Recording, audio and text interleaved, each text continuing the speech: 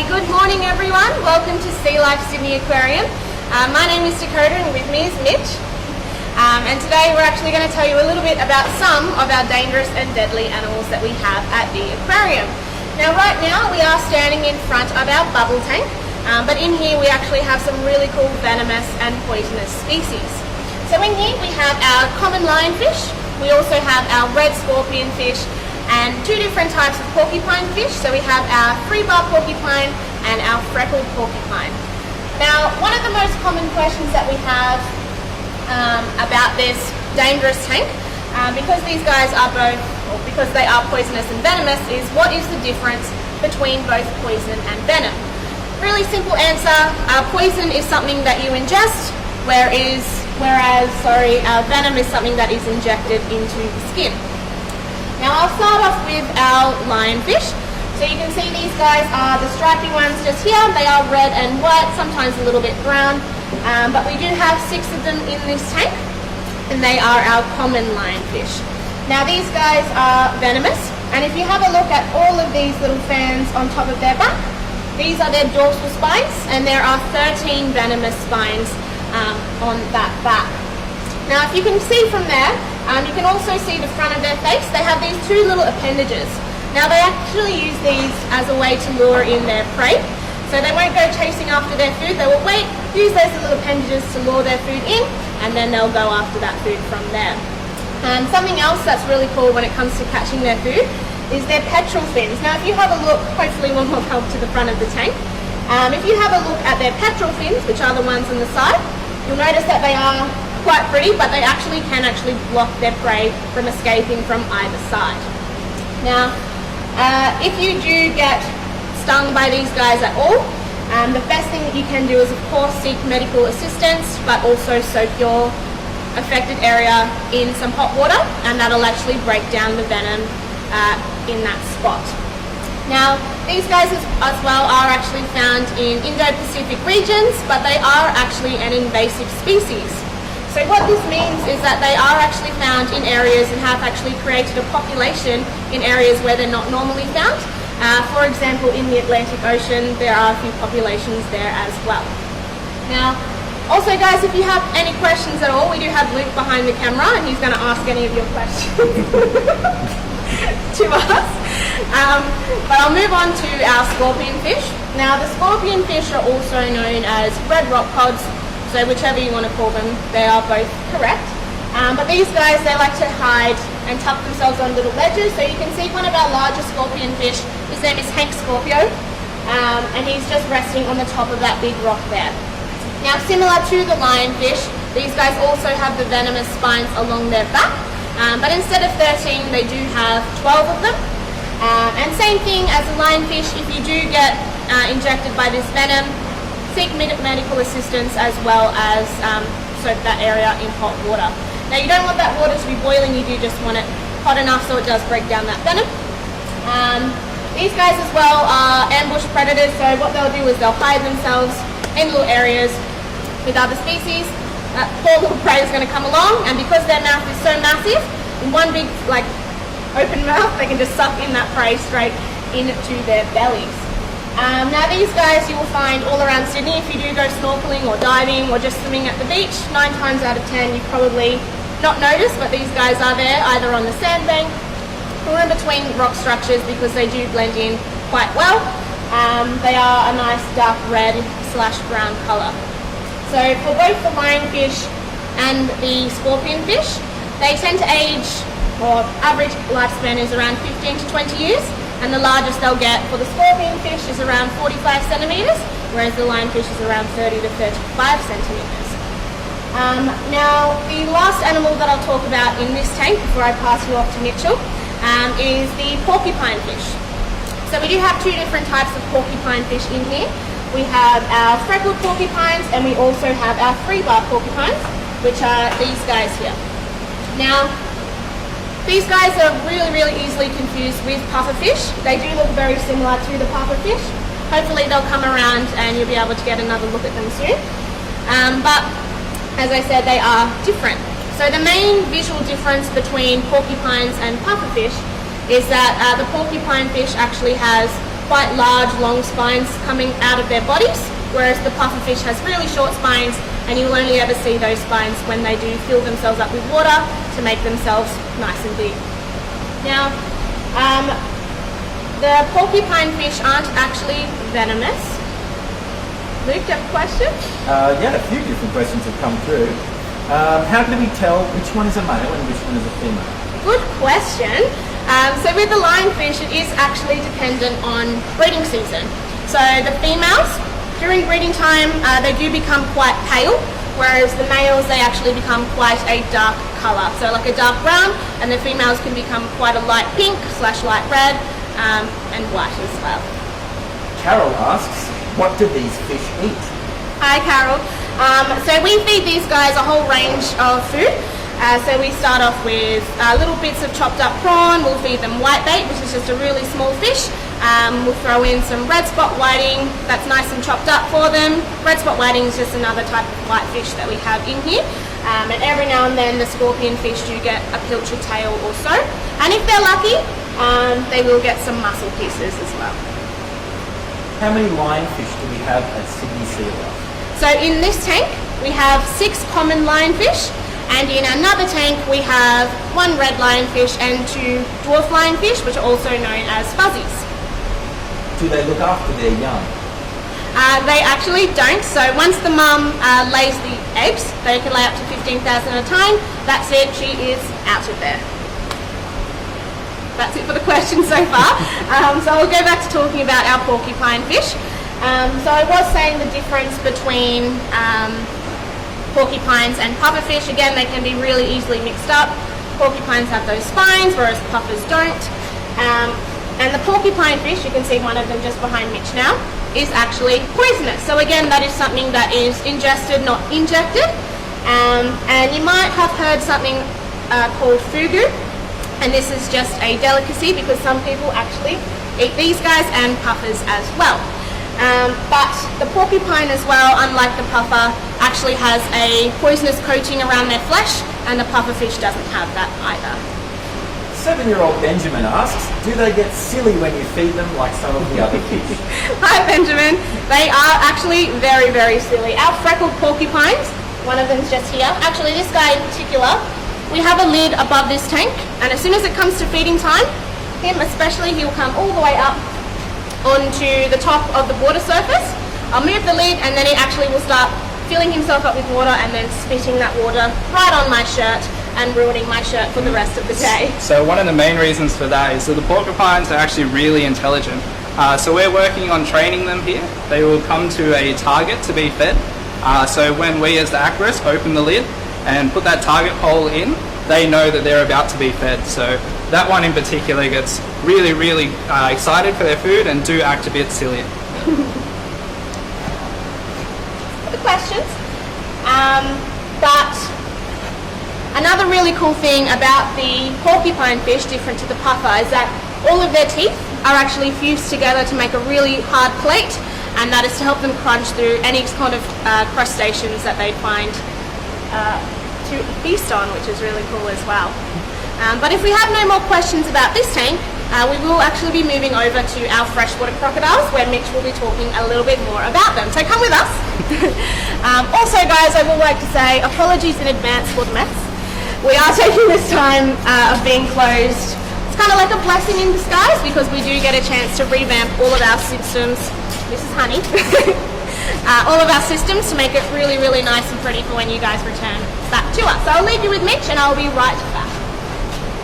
Hey, so this is where we have our freshwater crocodiles. Now we have 2 juvenile freshwater crocodiles. They're just over 2 years old. They might be a bit tricky to find in here, so there is one on display at the moment. They are very good at hiding and very good at camouflaging, so they will be in amongst these logs and rocks. We'll do our best to try and find them. So we try and have a look. Now, freshwater crocodiles are endemic to Australia, so they're only found here.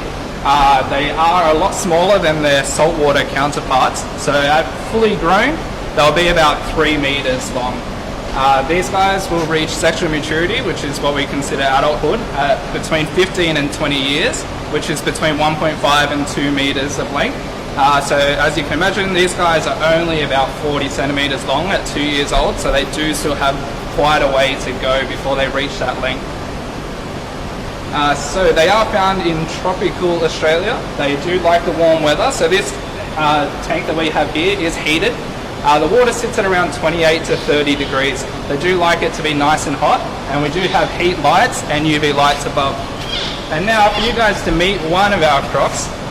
This is Snappy, so as you can hear, that's a little call that they would usually do to their parents if their parents are around. How long do crocodiles live for from Aiden, 11? Thanks for the question, Aiden.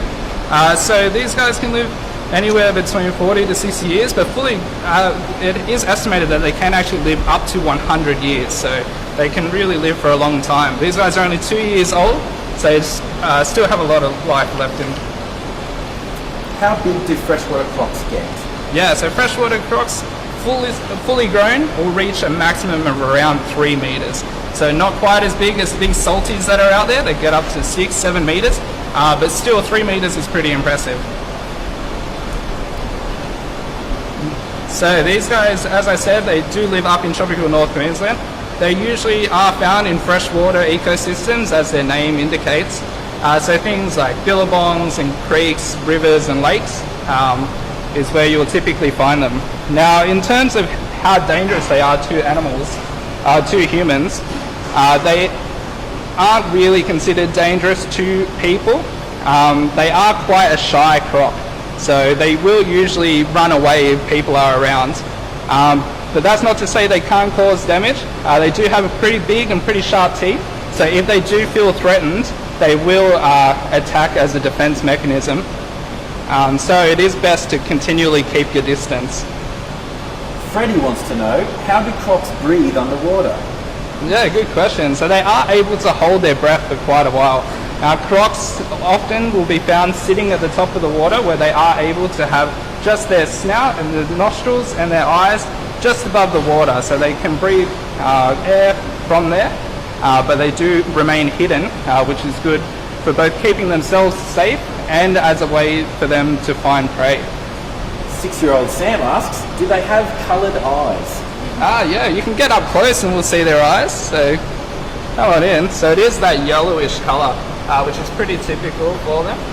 They do have the large black pupils, which they use for sight, so you can see they do have pretty decent eyesight and they are able to see underwater. 6-year-old Ash wants to know, what do the babies eat? Yeah, good question, Ash. So they eat a wide variety of food sources. So we feed them things like insects, like crickets, but now that they're getting a bit bigger, they're moving on to crustaceans like yabbies, and also things like fish, small fish that we call whitebait.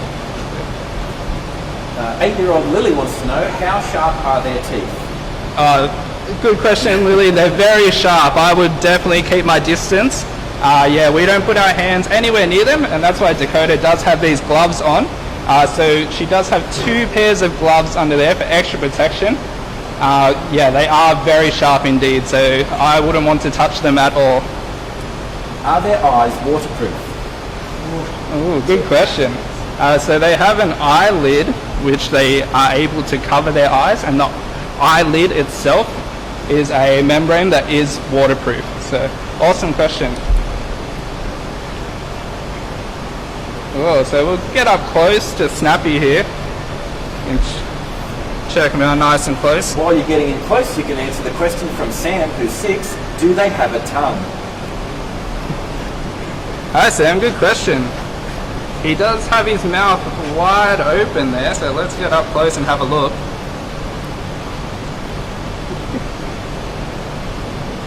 So no, they don't have a tongue, as you can see.